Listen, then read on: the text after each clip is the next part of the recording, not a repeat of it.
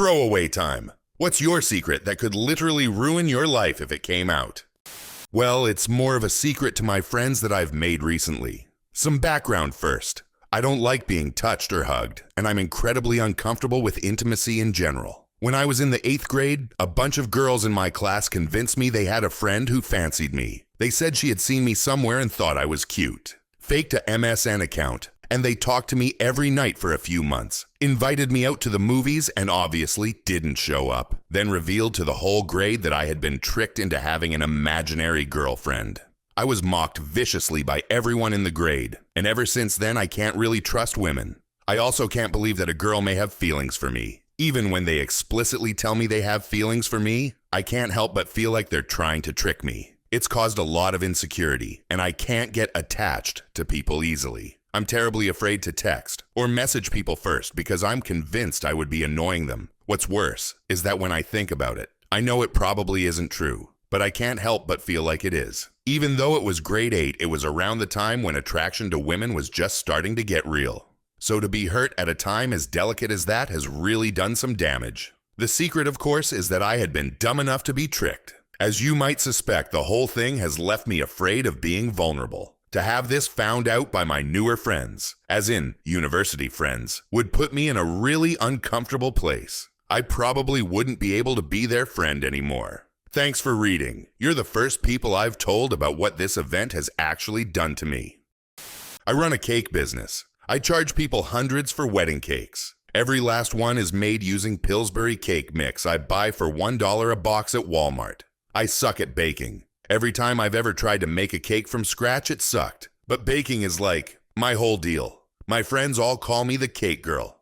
It's like my whole life is a lie. People compliment my cakes all the time, telling me how delicious they are, telling me it's so much better than box mix cake, telling me they could never bake a cake so delicious. Well, guess what?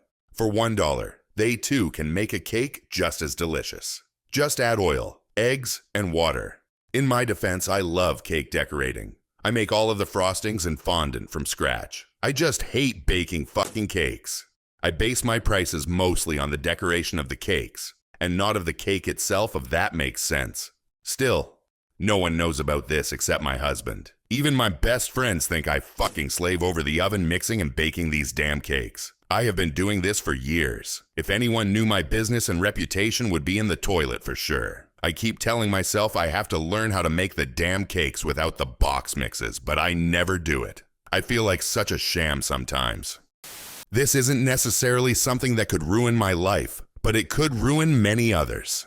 I haven't told anyone before. My father recently went to prison for white-collar crime that he pleaded guilty to. He didn't commit this crime, but the alternative was fighting a highly sensationalized, media-obsessed scapegoat case and potentially getting 20+ years. While he was in prison, I read his little blue book, which I knew contained all the missteps of everyone he's worked with. He has always been an extremely scrupulous man, so these offenses were something he took seriously enough to note. I have information on countless state employees, incredibly prominent and wealthy community members, numerous elected city-state officials, and police officers. This information could ruin lives and start political controversy. My father is an incredible man and is not vengeful whatsoever. He will never use any of this info against these people, despite the fact that most completely turned on him and stayed uninvolved at all costs or started pointing fingers. When I picture my aging father sitting in a maximum security jail cell, sleeping on a metal sheet without a mattress,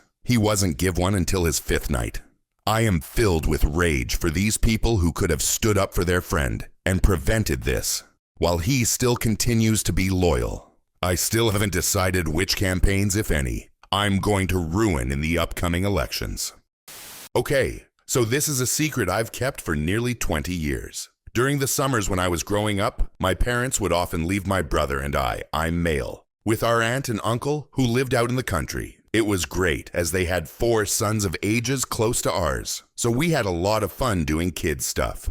One summer when I was 8, the oldest cousin was maybe 16. We somehow got talking, and he asked me if I wanted to sleep in his room that night. He has the nicest room and bed, so I was all for it. Got into bed and he asked if he could touch my penis. I was 8 and just thought it was okay, so I let him. He rubs it for a bit and then asked me to do the same to him. So I do. This progresses, and eventually I'm sucking his cock. I think I knew this was wrong, so I said I didn't want to carry on. We stop and I go to sleep quite confused. I wake up and he hands me some money and tells me never to tell anyone about what happened. Next night he tries to do the same thing, but now all I care about is the money. So I do it. This carried on for 2 summers. Eventually I got old enough to realize it was quite wrong regardless of the money and stopped. I've not told anyone this. He's now married with 2 kids. I'm also married and we see them sometimes at family events. I don't have the balls to even try and talk to him about it. Hell, I'm not even sure what I'd say. I'm sure this will get buried, but just getting it off my chest makes me feel better. I was a gay child hooker. Buried comment, but here goes. Not life-ruining, but makes me feel like shit every time I think about it. As I've told Reddit before, I have a blind brother. When we were young, I used to get so frustrated at all the extra attention he received, and how I had to be more responsible with my sibling than my peers. So when my brother and I would go play, go to the store, or just generally go anywhere without adults, I would abandon him somewhere unfamiliar to him. Then, I would stand off quietly and watch the anxiety set in as he tried to figure out where he was and what was going on. Also, I was really intelligent as a child and knew that was my ticket to attention. When I would help my brother with his homework, I would teach him all the wrong answers so that I could continue being the smarter sibling. Today, my brother is my best friend. He goes to college and lives by himself. He's become one of the most intelligent men I've ever met. I'm trying to make it up to him now by being the best big sister ever, but I still feel so guilty at how I found him to be a burden when I was a kid. I faked having a chronic pain condition for 5.5 years in order to not have to attend middle school and high school. I was placed on a homebound program, not homeschooling, and allowed to study at my own pace from home. I was able to fool a team of medical professionals, my family, my teachers, and my friends into believing that my symptoms were real. Also, I racked up over $100,000 in medical bills for my family. That's just what the insurance didn't cover during those 5.5 years.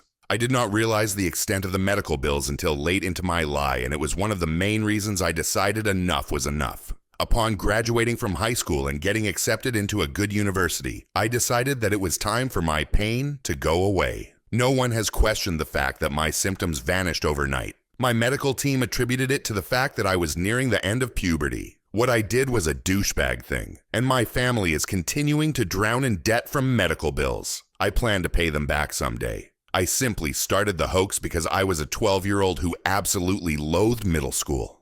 I attempted to end the lie at the beginning of every school year, but eventually fell back into saying my pain prevented me from attending school. Today I feel horrible about what I did, and I desperately want to tell everyone that it was a lie, but I know that I cannot because I will never gain credibility back again. When I was around 10 or 11 years old, one of the maid's daughters, who was probably 13 or 14 at the time, had a pretty weird relationship with me. We both mutually liked each other, but the relationship just couldn't happen because my mother strictly forbid me to associate myself with any of the attendants or their family. We did some mild petting, I guess. She touched my penis and I played with her vagina. I don't recall any sort of intercourse. Don't even think I was even old enough for that. We had a bunch of dogs in the back area, mainly German Shepherd mutts. I personally love dogs and all sorts of animals, so I frequently spent my time in the back lot with the dogs. I watched the dogs mount each other and was interested in what they were doing. I even once saw one of the dogs lick its own penis, and it would grow, and I guess the dog comes out after a certain amount of licking. Yeah, it was kinda gross, but I was interested. I went over to feed the dog and that she was in the back lot helping her mom hang some clothes. I told her about my pretty fucked up idea. I wanted her to get mounted by one of the bigger dogs and she agreed to it. We waited a couple of days when absolutely no one was home, except for maybe a couple of other of the attendants' kids for her to do it. She stripped down and walked over to one of the bigger dogs and kneeled down on all fours in front of the dog. The dog started sniffing her backside for a few seconds and she got up and ran. The dog then chased after her and jumped on her back. She didn't fully fall face first as she went down on all four again, hands and knees. The dog then went on to having sex with her. A few weeks later, she committed suicide. I don't know if it was because of my idea or if there were any other causes to leading to her suicide. To this day, I still think that my juvenile mind could have caused the death of another person. If you like this video, don't forget to like, Subscribe and hit the bell so you never miss a new upload.